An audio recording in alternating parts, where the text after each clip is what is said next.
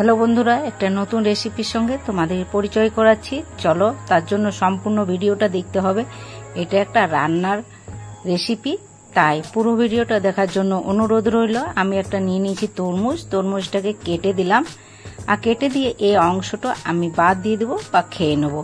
তাই দেখাচ্ছি তোমাদেরকে নতুনভাবে নতুন রেসিপি। আমরা তরমুজ খাবার পরে যে ছালটা ফেলে দিই, সেই ছালটা না ফেলে কিভাবে কাজে লাগায় সেটা দিয়ে আজ আমি রেসিপি বানাবো। আর এগুলো আমি স্কুপ আকারে কেটে নিলাম, আর এইগুলো আমরা খেয়ে নেবো। আর এই দেখো, এই যে ছালটা, এই ছালটা ছাড়িয়ে নিতে হবে, আর যে বেঁচে যাওয়া অংশটা আছে ওই অংশটা আমি কেটে নিচ্ছি।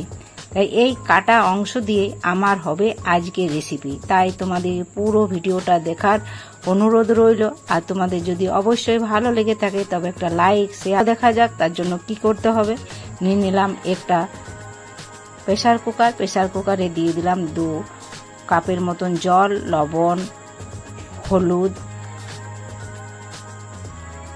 আর দিয়ে দিলাম 2-4 ফোঁটা তেল। আর নিয়েছি মুসুরির ডাল। মুসুরির ডালটা ভালোভাবে চটকে ধুয়ে নিতে হবে, কারণ অনেক সময় আমাদের যে দোকানদাররা রাখে তাই নানা রকমের ওষুধ দিয়ে রাখে পোকামাকড় না লাগার জন্য। তাই মুসুর ডালটা ভালোভাবে যত্ন করে ধুয়ে নিতে হবে। ধুয়ে জলটা ফেলে দিলাম, আর এদিকে জলটা ফুটে এসেছে। এবার এর মধ্যে আমি দিয়ে দিচ্ছি মুসুর ডালটা।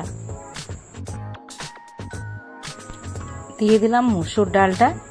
আর আমি এদিকে যে তরমুজটা কেটে রেখেছিলাম চৌকন্না করে, সেটাও এর মধ্যে দিয়ে দিচ্ছি।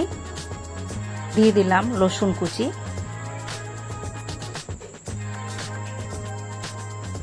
এরপর ফুটে এসেছে দেখো ভালোভাবে। তারপরে ঢাকনাটা লাগিয়ে নিতে হবে।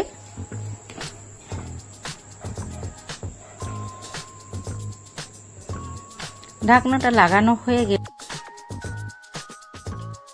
2 সিটি হয়ে গেলে আমাদের একটু ঠান্ডা করার জন্য ওয়েট করতে হবে। ঠান্ডা হলে ঢাকনাটা আপনি খুলে যাবে। আমি ঢাকনাটা খুলে নিলাম। দেখো আমার ডালটা সম্পূর্ণ হয়ে গেছে। এরপরে যে পদ্ধতিটা আছে সেটার জন্য ভিডিওটা দেখতে হবে। তোমাদের যদি ভালো লেগে থাকে তো অবশ্যই একটা লাইক, শেয়ার ও সাবস্ক্রাইব করো। আর নতুন দিকে আমার অনুরোধ রইল একটা সাবস্ক্রাইব করার জন্য। আর পুরাতনরা অবশ্যই নোটিফিকেশনটা অন রেখো, যে আমি কোনো নতুন ভিডিও দিলে তোমাদের কাছে যেন পৌঁছে যায়। এইভাবে দেখো আমার ডালটা হয়ে গেল।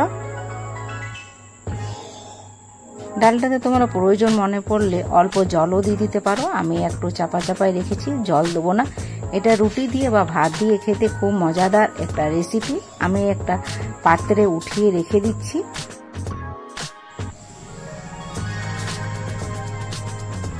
আমি এদিকে একটা গ্যাস জ্বালিয়ে নিলাম, আর একটা হাতা চাপিয়ে দিয়েছি। দিয়ে দিলাম ফোড়ন ও লঙ্কা আর তেল সামান্য। তারপরে নেড়ে চেড়ে দিচ্ছি, আর এটার উপরে দিয়ে দিলাম। দেখো কি সুন্দর মজাদার হয়ে গেল আজকের রেসিপি। তোমাদের কেমন লাগলো ভিডিওটা?